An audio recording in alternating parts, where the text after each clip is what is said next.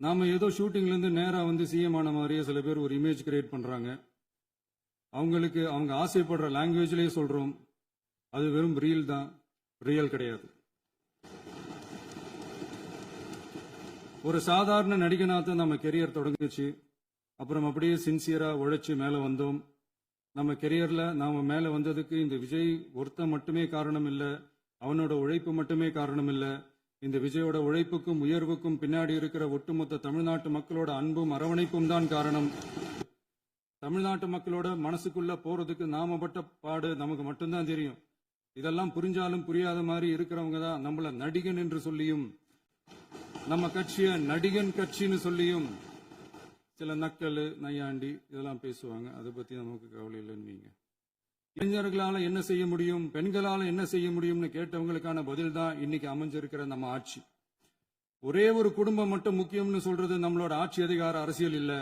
தமிழ்நாட்டில் இருக்கிற ஒவ்வொரு குடும்பமும் முக்கியம்னு சொல்றதான் நம்ம அரசியல். நம்மளோட ஆட்சி அதிகாரம் அதான் நம்மளோட மனசாட்சி உள்ள மக்களாட்சி. இந்த 2026 தேர்தலில் யாராலும் உடைக்கவே முடியாதுன்னு சொன்ன மதத்தை உடைச்சோம், சாதியை உடைச்சோம், முக்கியமா காசு கொடுத்து ஓட்டு வாங்குற ஒரு நச்சு கலாச்சாரத்தையே சுக்கு நூறா தூள் தூளா உடைச்சிருந்தோம். நாம கிளீன் கவர்னன்ஸ் அண்ட் குட் கவர்னன்ஸ்ல உறுதியா இருக்கிறோம். இப்ப மட்டும் இல்ல, எப்பவுமே இப்படிதான் இருப்போம். இதுல 100% இது உண்மைன்றதுனாலதான் பாரம்பரியமான தினத்தந்தி பத்திரிகை ஊழலின் ஊற்றுக்கண் அடைக்கப்படுகிறதுன்னு 16/6/2026 அன்னைக்கு ஒரு தலையங்கமே எழுதியிருக்கு. ஒரு தவறு செய்தால், அது தெரிந்து செய்தால் அவன் தேவன் என்றாலும் விடமாட்டேன் என்று எம்ஜிஆர் அன்று பாடினார். அதை இன்று விஜய் செயலில் காட்டுகிறார்னு அந்த எடிட்டோரியல்ல எழுதியிருக்கு. இந்த நேரத்தில் தினத்தந்திக்கு நம்மளோட நன்றியை தெரிவிச்சுக்கிறோம். அரசியலுக்கு வந்து 2 வருஷம் தான் ஆகுது. உங்களுக்கு என்ன தெரியும், உங்களால என்ன முடியும்னு கேலியா கேட்டவங்களுக்கு தினத்தந்தியோட பதிலை இப்போதைக்கு போதும்னு நினைக்கிறேன். என்னென்னமோ செய்வான்னு சொல்றானே இந்த விஜய், பல வருஷமா இருக்கிற ஒரு பதவி வெறி பிடிச்ச அரசியலை உடைச்சு எப்படி செய்வான்னு நம்ம மக்களை யோசிச்சிருவாங்க. இதோ இப்போ நம்ம மக்களுக்கு புரிஞ்சிருக்கும். இப்பவும் சொல்றோம், இது வெறும் ஆரம்பம் தாங்க. இந்த மாபெரும் சபையிலிருந்து கேட்கிற மக்களே, நமக்கு கொஞ்சம் அவகாசம் கொடுங்க. இதுக்கு முன்னாடி, அதாவது 2017 கடைசியில இருந்து 2026 ஏப்ரல் வரைக்கும் இருந்த புண்ணியவான்கள் ஆட்சியில ஒவ்வொரு டிபார்ட்மெண்ட்லயும் போட்ட ஏராளமான ஓட்டைகளை அடைச்சிக்கிட்டே படிப்படியா மக்களுக்கு நல்லதையும் செஞ்சுக்கிட்டே வருவோம். அதனாலதான் நமக்கு எதிரா யார் யாரோ சேரவே மாட்டாங்கன்னு நினைச்சவங்க எல்லாம் ஒன்னா சேர்றாங்க. நம்ம ஆட்சிக்கு டேட்டு குறிக்கிறாங்க.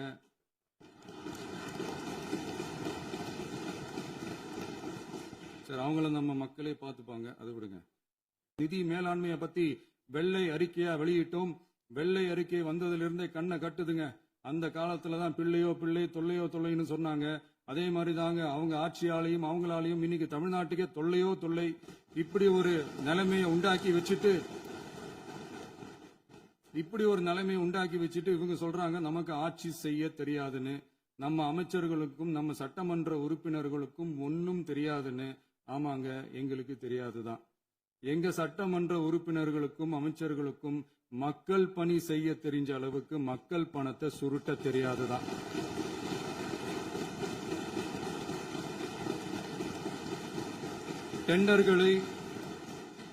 டெண்டர்களை முறைப்படுத்த தெரிஞ்ச அளவுக்கு அதோட ரேட்டை உயர்த்தி ஊழல் செய்ய தெரியாதுதான். பதவி உயர்வு வழங்கவும் பணி இடமாற்றம் கலந்தாய்வு நடத்தவும் தெரியுமே தவிர பதவி உயர்வுக்கும் பணியிட மாற்றத்திற்கும் பணம் பறிக்க தெரியாதுதான். புதிய பணியிடங்கள் உருவாக்க தெரியுமே தவிர அந்த பணியிடங்களை பணத்துக்கு விற்க தெரியாதுதான். கோயில்கள்ல நடக்கிற நிர்வாக சீர்கேட்ட தடுக்க நீங்க பேசுங்க, நீங்க கண்டிப்பா பண்ணுங்க. கோயில்கள்ல நடக்கிற நிர்வாக சீர்கேட்ட தடுக்க தெரியுமே தவிர கோயில் பணத்தை கொள்ளையடிக்க தெரியாதுதான். தங்கத்தை உருக்கி தாரை வார்க்க தெரியாதுதான். கனிம வளத்தை பாதுகாக்க தெரிஞ்ச அளவுக்கு கனிமத்தை வித்து கொள்ளையடிக்க தெரியாதுதான். அரசு வருமானத்தை அரசு கஜானாவுக்கு மாத்த தெரிஞ்ச அளவுக்கு அந்த பணத்தை தனிப்பட்ட கஜானாவுக்கு மடை மாத்த தெரியாதுதான். போதை கலாச்சாரத்தை தடுக்க தெரிஞ்சவங்களுக்கு போதை கலாச்சாரத்தை வளர்க்க தெரியாதுதான். நம்ம குடும்பத்தில் இருக்கிற பாட்டி, அம்மா, அக்கா, தங்கச்சி, குழந்தைகளை, பெண்களை மதிக்க தெரிஞ்சவங்களுக்கு ஓசி பஸ், 1000 ரூபாய் கேஸ், இப்படியெல்லாம் பேச தெரியாதுதான். எங்க உறுப்பினர்களுக்கும் அமைச்சர்களுக்கும் மக்கள் சேவை தெரிந்த அளவிற்கு சுயநல தேவையை செஞ்சிக்க தெரியாதுதான். அதனாலதான் சொல்றோம், எங்களை பார்த்து எதுவும் தெரியாதுன்னு சொல்றவங்களுக்கு சொல்றோம், இதெல்லாம் எங்களுக்கு தெரியாதுதான். உங்களை மாதிரி முறைகேடுகளை செய்யறத நாங்க தெரிஞ்சுக்கவும் போறதில்ல, தெரிஞ்சுக்கவும் ஆசைப்படல. அத கடைசி வரைக்கும் எங்களுக்கு தெரியாமலே இருந்துட்டு போகட்டும். அதனால நாங்களும் எங்க மக்களும் வெரி வெரி ஹாப்பி தான். மாண்புமிகு பேரவை தலைவர் அவர்களே, சட்டம் ஒழுங்கை பத்தி பேச்சு வந்தது. சட்டம் ஒழுங்கு சரியா இருக்கணும் அப்படின்றதுல எங்களுக்கு மாற்று கருத்தே கிடையாது. கண்டிப்பா லா அண்ட் ஆர்டர் கரெக்டா இருக்கணும், கரெக்டா இருக்கும், இருக்க வைப்போம். அதே மாதிரி பெண்கள் பாதிக்கப்படுறதையும் இங்க யாராலையும் சகிச்சுக்கவே முடியாது. அதுக்கான கடுமையான நடவடிக்கைகள் நம்ம அரசு எடுத்துக்கிட்டு இருக்கிறோம். இந்த சிங்கப்பெண் சிறப்பு அதிரடி படை கூட அதுக்கான ஒரு ஃபர்ஸ்ட் ஸ்டெப் தான். அதே மாதிரி இந்த போதைப் பொருள் நடமாட்டம் அதை கண்ட்ரோல் பண்றதுக்கும் நம்ம அரசு கடுமையான நடவடிக்கைகள் எடுத்துக்கிட்டு இருக்கிறோம். அதையும் கண்டினியூ பண்ணி எடுப்போம். மாண்புமிகு பேரவைத் தலைவர் அவர்களே, இப்ப நான் சொன்ன இந்த பிரச்சனைகள்லாம் 2026 போன மாசம் மே மாசம் 10ஆம் தேதி புதுசா வந்துடல. இதெல்லாம் பல வருஷமா இருக்கிற பிரச்சனைகள் தான், பல வருஷமா கண்டுக்காம விட்ட பிரச்சனைகள் தான். இன்னைக்கு எதிர்கட்சிக்காரங்க அதை பத்தி கேட்கும் போது எனக்கு அது அக்கறையா தெரியல, அவதூறு அரசியலா தான் தெரியுது, பழி போட்ட அரசியலா தான் தெரியுது. இப்படி அவதூறு பழி போடுறவங்கள பார்த்து ஒன்னே ஒண்ணுதான் கேட்கணும்னு தோணுது. கடந்த 9-10 மாசமா நம்ம ஸ்டேட்ல சட்டம் ஒழுங்கு டிஜிபியே இல்ல. சட்டம் ஒழுங்கு டிஜிபியை போடுங்கன்னு சொல்லி எல்லாம் ஓஞ்சு போயிட்டோம். போன ஆட்சியில நடந்ததுக்கெல்லாம் இப்பதான் விடையே கண்டுபிடிக்கிறோம் நம்ம ஆட்சியில்.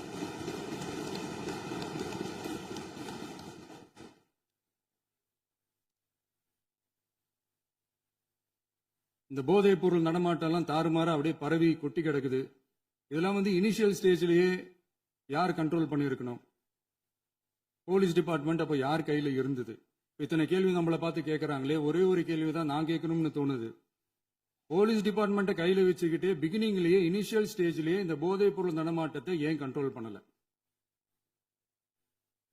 மனசாட்சி உள்ளவங்க இந்த பிரச்சனையெல்லாம் ஏன் நடக்குதுன்றது அவங்களுக்கே நல்லா தெரியும். இன்னைக்கு சட்டம் ஒழுங்கை பத்தி கேள்வி கேட்க கூடாதா அப்படின்னா தாராளமா கேட்கலாம். இது ஜனநாயக அரசு, மன்னராட்சி எல்லாம் கிடையாது, மனசாட்சி உள்ள மக்களாட்சி. அதனால கேள்வி கேட்கலாம், எல்லாருக்கும் எல்லா உரிமையும் உண்டு. விமர்சனம் செய்யலாம், எல்லாருக்கும் எல்லா உரிமையும் உண்டு. ஆனா நம்ம ஆட்சியில என்ன நடவடிக்கைகள் எடுத்திருக்கோன்றது தெரிஞ்சுக்கிட்டு அதுக்கேற்ற மாதிரி ஒரு நடுநிலையா பேசுனீங்கன்னா கொஞ்சம் நல்லா இருக்கும். சட்டம் ஒழுங்கை பத்தி யாருக்கு என்ன யோசனை இருந்தாலும், மக்கள் நலனுக்காக யாருக்கு என்ன யோசனை இருந்தாலும் அதை தாராளமாக சொல்லலாம். நம்ம அரசு அது காது கொடுத்து கேட்கும். ஆனா நம்ம அரசினுடைய நிர்வாக திறன் அதை பத்தி பேசுறவங்களுக்கு இந்த ஊரடிச்சு உலையில போட்டு ஊழல் மேல ஊழலா செஞ்சுக்கிட்டு அதுல இருந்து தப்பிக்கிறதுக்கு பேர் தான் நிர்வாகத்திறன் அப்படின்னு சொன்னா, அப்படிப்பட்ட ஒரு ஊழல் செய்யற நிர்வாகத்திறனை நம்ம அரசு ஒரு நாளும் செய்யாது. பொட்டி பெட்டியா பணத்தை வச்சுக்கிட்டு, பெட்டியை வச்சு எல்லாம் செஞ்சுக்கிட்டு, போதைப் பொருள் பாதுகாவல் கழக மாடல் அரசாங்கம் செஞ்ச ஒவ்வொரு ஊழலா வெளியில வந்துகிட்டு இருக்கு. டாஸ்மாக்ல அது என்னப்பா அது பேரு, பார்ட்டி ஃபண்ட், கட்சி நிதி அப்படின்ற பேர்ல அடிச்ச கொள்ளையெல்லாம் ஒண்ணா இப்போ கவர்மெண்டோட கஜானாவுக்குள்ள கொண்டு சேர்த்துக்கிட்டே இருக்கிறோம்.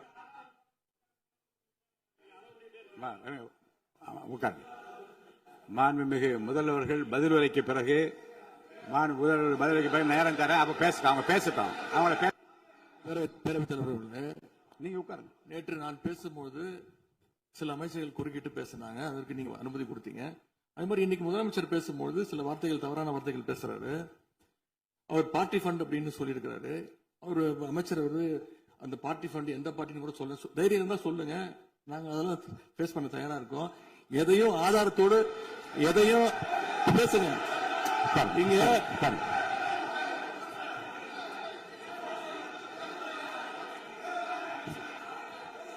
அது மாதிரி பேரவைத் தலைவர் அவர்களே, நேற்று நான் பேசி முடிஞ்சோடனே நீங்க அவை முடிஞ்சிருச்சுன்னு சொல்லிட்டீங்க. நாங்கெல்லாம் வீட்டுக்கு போயிட்டோம். வீட்டுக்கு போய் டிவி போட்டு பார்த்தா அங்க இன்னொரு அமைச்சர் இன்னும் பதில் சொல்லிட்டே இருந்திருக்கிறாரு. அதற்கெல்லாம் நாங்க இப்ப என்ன பதில் இது, என்ன மரபு இது? நீங்க இப்ப பேசிக்கிட்டே இருப்பீங்களா? நாங்க பாத்துக்கிட்டே இருக்கணுமா?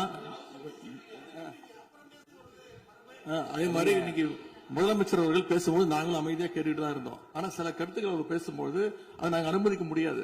ஆதாரத்தோடு ஏதாவது பேசணும்னா, குற்றச்சாட்டுகள் சொல்லும் போது ஆதாரத்தோடு சொன்னீங்கன்னா அதை நாங்க ப்ரூவ் பண்றதுக்கு தயாராக இருக்கு. டாஸ்மாக் மாதிரியே பல டிபார்ட்மெண்ட்லயும் மறுபடியும் சொல்றேன், கட்சி நிதின்ற பேர்ல அடிச்ச கொள்ளைய ஒன்னா கவர்மெண்டோட கஜானாக்குள்ளேயே கொண்டு சேர்த்துக்கிட்டே இருக்கிறாங்க.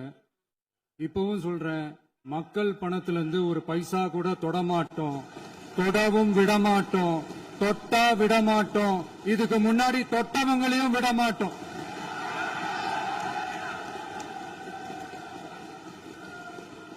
ஒவ்வொரு ஊழலா வெளியில வரும் போலயே, ஒவ்வொரு வேஷமா கலைஞ்சிரும் போலயே இங்க இருக்கிற நிறைய பேரு நடுங்கி போய் இதுல நம்ம மேல அவதூறு வேற. இப்ப புதுசா ஒரு வெப்பன் ஒண்ணு கொண்டு வந்திருக்காங்க. அது என்ன தெரியுமா? அவங்க தயவால தான் நம்ம ஆட்சி நடக்குதாம். மக்கள் தயவால இந்த ஆட்சி நடந்துகிட்டு இருக்கு. மனசாட்சி உள்ள சக்திகளோட ஆதரவால இந்த ஆட்சி நடந்துகிட்டு இருக்கு. நாங்க தான் அனுப்பி வச்சோம் அப்படின்றாங்களே. அனுப்பி வச்சவங்களுக்கு மினிஸ்ட்ரியில இடம் கொடுத்தா ஏன் கதறீங்க? ஏன் இவ்வளவு கோவம்? ஏன் இவ்வளவு கதறல்ஸ்? இதுல இன்னொரு முக்கியமான விஷயம், மார்க்சிஸ்ட் கம்யூனிஸ்ட் கட்சி நமக்கு ஆதரவு கொடுத்தது சுயேட்சையா எடுத்த முடிவுன்னு சொல்றாங்க. அதே மாதிரி இந்திய கம்யூனிஸ்ட் கட்சி நமக்கு ஆதரவு கொடுத்தது சுயேட்சையா எடுத்த முடிவுன்னு சொல்றாங்க. இதுல எங்க இருந்து நாங்க தான் அனுப்பி வச்சோம்னா புரியலையே. மக்களுக்கு நல்லா புரியும், எல்லாத்தையும் தெளிவா பார்த்துக்கிட்டு இருக்கிறாங்க.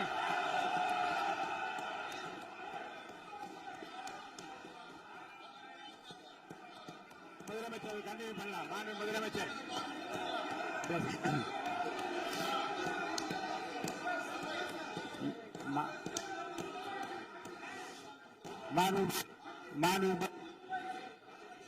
முதலமைச்சர் கண்டினியூ பண்ணலாம். நீ கண்டினியூ பண்ணலாம்.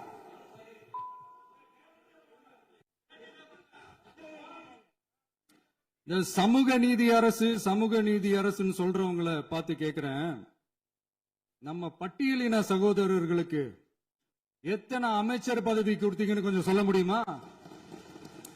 ஆனா நம்மளுடைய அரசுல 8 அமைச்சர் பதவிகள் யாருக்கு? நம்ம பட்டியலின சகோதரர்களுக்கு.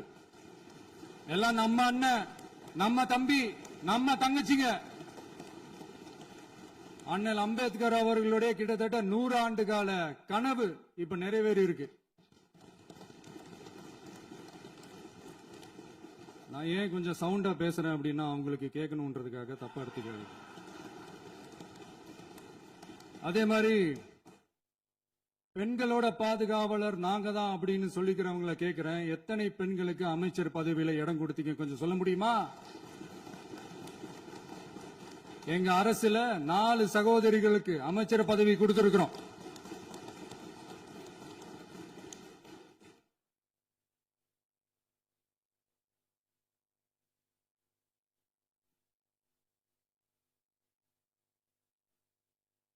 அதனால மக்களால் நிராகரிக்கப்பட்டு மக்களால் அகற்றப்பட்டவங்களுக்கு ஒண்ணு சொல்லிக்கிறோம், தப்பே செய்ய மாட்டோம், ஊழலே செய்ய மாட்டோம், நேர்மையா தான் இருப்போம், நியாயமா தான் இருப்போம் அப்படின்னு சொல்றவங்களால மட்டும்தான் கூட்டணி ஆட்சி அமைக்க முன்வரும். ஆட்சியிலையும் பங்கு, அதிகாரத்திலையும் பங்கு கொடுக்க முன்வரும். ஊழல்லையே ஊறி போனவங்களால இந்த கூட்டணி ஆட்சியோ ஆட்சியிலையும் பங்கோ அதிகாரத்திலையும் பங்கு கொடுக்க முன்வராது. மெஜாரிட்டி இருந்தாலும் தரமாட்டாங்க, மெஜாரிட்டி இல்லனாலும் தரமாட்டாங்க. கேட்டா ரெடிமேடா ஒரு பதில் ஒண்ணு வச்சிருப்பாங்க, கூட்டணி ஆட்சியை மக்கள் விரும்ப மாட்டாங்கன்னு. அதே மக்கள் தான் இப்ப அவங்கள பார்த்து சிரிக்கிறாங்க. நான் வந்து பதவியேற்ற அன்னைக்கு கொஞ்சம் டைம் அவகாசம் கேட்டேன். எதுக்கு கேட்டேன்? நிதி நிலைமைலாம் கொஞ்சம் மோசமா இருக்குது, அதெல்லாம் கொஞ்சம் சரி செஞ்சுக்கிட்டு படிப்படியா கொஞ்சம் கொஞ்சமா நான் கொடுத்த வாக்குறுதிகள்லாம் செயல்படுத்துவேன், அதுக்காக கொஞ்சம் டைம் அவகாசம் கேட்டேன். நான் ஏதோ வேற எதுக்காகவோ வேற யாருக்காகவோ ஏதோ அவகாசம் கேட்ட மாதிரி. அடுத்து இங்க சபையில இல்லாதவங்களை பத்தி பேச வேண்டாம்னு நினைக்கிறேன்.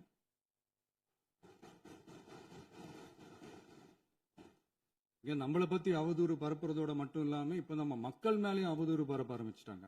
மக்கள் நமக்கு ஓட்டு போட்டது தப்பான், குடும்பம் குடும்பமா நமக்கு ஆதரிச்சது தப்பான்.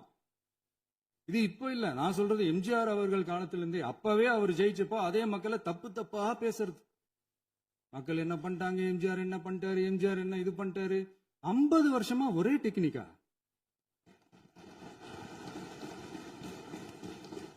டெக்னாலஜி எல்லாம் மாறி வேற எங்கேயோ போயிட்டு இருக்கு பஸ். இதுல கொஞ்சம் டெக்னிக்காச்சும் கொஞ்சம் மாத்தினா கொஞ்சம் நல்லா இருக்கும். அதனால மக்களுக்கு யூஸ்ஃபுல்லா இருக்கிற மாதிரி இந்த ஆக்கப்பூர்வமான கருத்துக்களோ ஆக்கப்பூர்வமான யோசனைகளோ இருந்தா சொல்லுங்க, அது வந்து நாங்க டெஃபரெண்டா எடுத்துக்கிறோம். ஆனா அதை விட்டுட்டு இந்த நக்கலு நையாண்டி சம்பந்தம் இல்லாத பேச்சு இதெல்லாம் பேசிட்டு அப்புறம் வந்து முதல்வர் பதில் சொல்லல, முதல்வருக்கு பதில் சொல்ல தெரியல அப்படின்னா அப்புறம் என்ன சோஃபா மாடல் ஆட்சியா? அது என்னன்னு புரியறதுக்கே எனக்கு ரொம்ப நாள் ஆச்சு. இந்த sofa set, table chair, teapoy, furniture பிசினஸ்லாம் வேற எங்க வெளியில போய் பண்ண சொல்லுங்க. அப்படி அந்த பிசினஸ் தான் பண்ணணும்னா நிறைய பிசினஸ் பண்ற மாதிரி வெளியில போய் பண்ண சொல்லுங்க, இங்க சட்டசபைக்குள்ள வேணாம்.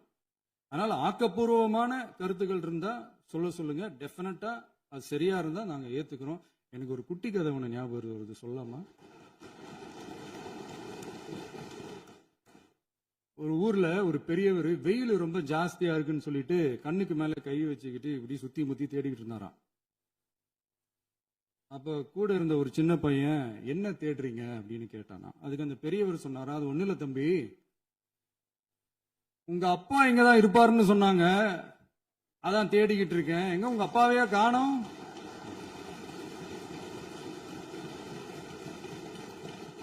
இல்லங்க, எங்களுக்கும் நக்கலா நையாண்டியா சம்பந்தம் இல்லாத குட்டி கதை இதெல்லாம் எங்களுக்கும் பேச தெரியும். அந்த கதையில பெரியவர் அப்படி சொன்னாராம், தப்பா எடுத்துக்காதீங்க. அந்த கதையில பெரியவர் அப்படி கேட்டாராம். அதனால யாரும் இங்க டென்ஷன் ஆக வேணாம். அதனால இன்னொரு இந்த என்னுடைய உரையை முடிக்கிறதுக்கு முன்னாடி போயிட்டாங்க, பேசலாமா? உங்க கருத்துக்களை நீங்க முழுமையாக மன நிறைவோடு பேசலாம். டிவியில பார்ப்போம். சரி, அதான் 5 நிமிஷம் பேசுனதுக்கே கொலை தூரி இந்த ஆட்டம் அடிச்சு பேசுனா அப்புறம் என்ன பண்றது? கடைசியா நான் இந்த உரையை முடிக்கிறதுக்கு முன்னாடி ஒரு முக்கியமான ஒரு விஷயம் பத்தி சொல்லணும். ஆளுநர் உரை அன்னைக்கு இந்த தமிழ் தாய் வாழ்த்துக்கு அப்புறம் தேசிய கீதம் பாடினது தப்பு, தேசிய கீதம் 2 முறை பாடினது தப்பு, அப்படி ஒரு நிகழ்வு இதுக்கு முன்னாடி இந்த சட்டசபையில நடந்ததே கிடையாது, அந்த மரபே மாத்திட்டீங்க, இப்படி ஒரு பெரிய ஒரு போர் மாதிரி எதிர்கட்சி சார்ந்தவங்க எல்லாம் சொன்னாங்க இல்லையா? அந்த மாநில உரிமை போராளிகளை, அந்த மரபு காக்கிற உரிமை போராளிகளை ஒரே ஒரு கேள்விதான் கேட்கணும். 2021 ஆகஸ்ட் 2 ஞாபகம் இருக்கா? Centenary celebration of Tamil Nadu legislature. அந்த ஃபங்க்ஷன்ல நம்ம முன்னாள் முதலமைச்சர் கருணாநிதி அவர்களோட கலைஞர் அவர்களுடைய கலைஞர் அவர்களுடைய புகைப்படத்தை மாண்புமிகு குடியரசுத் தலைவர் திறந்து வைக்கிற ஒரு ஃபங்க்ஷன். அந்த ஃபங்க்ஷன்ல national anthem followed by Tamil Thai Vazhthu அப்படின்னு அறிவிச்சது ஞாபகம் இருக்கா? அதாவது தேசிய கீதத்துக்கு அப்புறமா 2வது முறையா, நோட் திஸ் பாயிண்ட் மாண்புமிகு பேரவைத் தலைவர் அவர்களே, ப்ளீஸ் நோட் திஸ் பாயிண்ட். தேசிய கீதத்துக்கு அப்புறம் இரண்டாவது முறையாக தமிழ் தாய் வாழ்த்து பாடப்படும் அப்படின்னு சொன்னது ஞாபகம் இருக்கா? அதுவும் முத்தமிழ் அறிஞர் அப்படின்னு சொல்ற நம்ம கலைஞர் அவர்களுடைய அந்த புகைப்படம் வெளியிட்டு விழாவில் அவர் இருந்த இதே சபையில தமிழ இரண்டாவது இடத்துக்கு தள்ளினது யாருன்னு ஞாபகம் இருக்கா? அது மட்டும் இல்ல, அந்த தேசிய கீதத்தை நாட்டுப்பண் நேஷனல் ஆந்தம்னு சொல்லி அதே ஃபங்க்ஷன்ல கடைசியா ஃபங்க்ஷன் முடியும் போது செகண்ட் டைம் தேசிய கீதம் பாடினதும் ஞாபகம் இருக்கா? இதே அவையில் தான் அது அவை குறிப்பிலும் இருக்கிறது. இதே அவை தான் நடைபெற்றது. இந்த தக்க நேரத்தில் இந்த ஆதாரங்களை அளித்த மாண்பு முதல்வர்களுக்கு நன்றியை தெரிவித்துக் கொள்கிறேன். டவுட் இருந்தா இந்த புக்கை பார்த்து தெரிஞ்சுக்கலாம். அதனால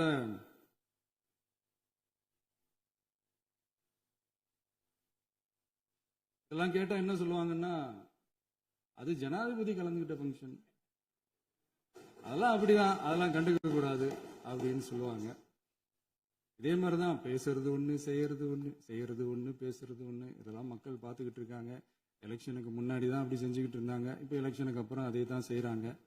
இந்த விஜயையும் சாமானியர்களின் உண்மையான சமூக நீதி அரசையும் அவமானப்படுத்துறதுக்கு தான் அவங்களோட அந்த பொலிட்டிக்கல் சீனியாரிட்டி அது பயன்படுத்துது போல. சரி, செய்யட்டும் செய்யட்டும், நல்லா செய்யட்டும். இப்போ ஆனாலும் நம்மளுடைய மாநில உரிமை, மொழி உரிமை, உத்தமபுத்திரர் போல வேஷம் போடுற எதிர்கட்சிக்கு ஒன்றை மட்டும் ஆணித்தரமாக சொல்றோம். உங்களை மாதிரி தமிழ் தமிழ்னு சொல்லிக்கிட்டு, மொழி, பண்பாடு, கலாச்சாரம்னு சொல்லிக்கிட்டு ரெட்டை வேஷம் போடுறவங்க நாங்க கிடையாது. உலகெங்கும் வாழும் என் தமிழ் சொந்தங்களுக்கு நம்முடைய உத்தரவாதம் தமிழ் தான் எங்க உயிர் நாடி அப்படின்றத மறக்க மாட்டோம். இப்பவும் சொல்றோம், மாநில உரிமையில எப்பவும் உறுதியா இருப்போம். அதே சமயத்துல அரசியல் வேற, ஒன்றிய மாநில அரசுகளுக்கு இடையே இருக்கிற நிர்வாக அணுகுமுறை வேற. இதுல நாங்க ரொம்ப தெளிவா இருக்கிறோம். அதனால எங்களுக்கு பாடம் எடுக்கிறதா நினைச்சுக்கிட்டு உங்க வேஷத்தை நீங்களே கொஞ்சம் கொஞ்சமா கலைச்சுக்கிட்டே வர்றீங்க, மறந்துடாதீங்க. அப்புறம் நேத்து எதிர்கட்சி தலைவர், மாண்புமிகு எதிர்கட்சி தலைவர் பேசும்போது நிறைய பேசினாங்க. அதுல ஒண்ணு மட்டும் அரசு சொல்றதா நினைச்சுக்கிட்டு நம்மளை இன்டைரக்டா ஈவில் அப்படின்ற அந்த வார்த்தையை யூஸ் பண்ணாங்க. எனக்கு ஒன்னே ஒண்ணுதான் சொல்லணும்னு தோணுது. ஈவில்ஸ்னு டெவில்ஸ் பேசக்கூடாது.